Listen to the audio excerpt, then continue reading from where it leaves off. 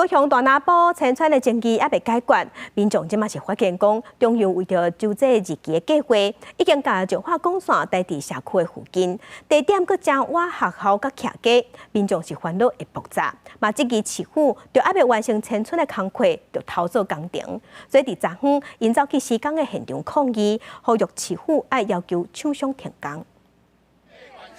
没有迁村，就没有工业管线。大化考核国专石化管线，高雄大南埔迁村争议也未解决，民众开始发现社区附近正伫大艺术，正后倒起来并起的管线。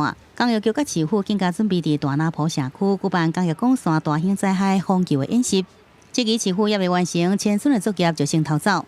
铺设这么多的管线在民众居住的这个周遭，你真的是当成大林埔已经迁村完毕了吗？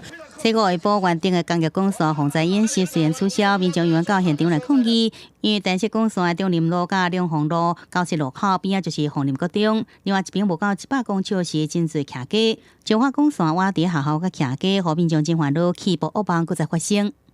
我沉咧困，我都会惊，遐电视要爆炸，遐爆炸，沿海路会爆炸袂？凤北路会爆炸袂？南新路会爆炸袂？伊管线拢牵连做伙啊！中油公司之管线路径是由高雄港洲际2期起始后即进入临海工业区，未经过市府辖管道路。未来洲际2期相关建设完成后，预计减少能源管线总长度115公里。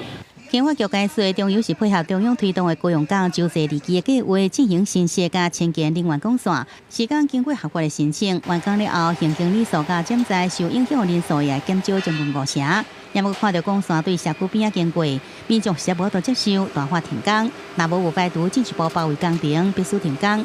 记者综合报道。